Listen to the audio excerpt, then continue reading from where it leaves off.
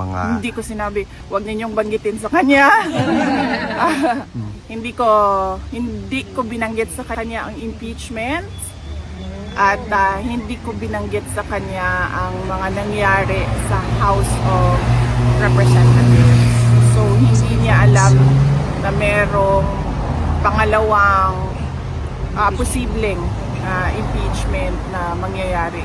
Kasi sa tingin ko, hindi na niya kailangan malaman ang mga ganyan na klase na bad news. Kasi wala din naman yung value sa kanya. Nandoon naman siya sa loob. Ang mangyayari lang doon ay mag-iisip siya.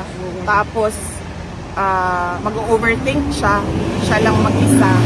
Hindi siya karapat-dapat para sa isang 81-year-old.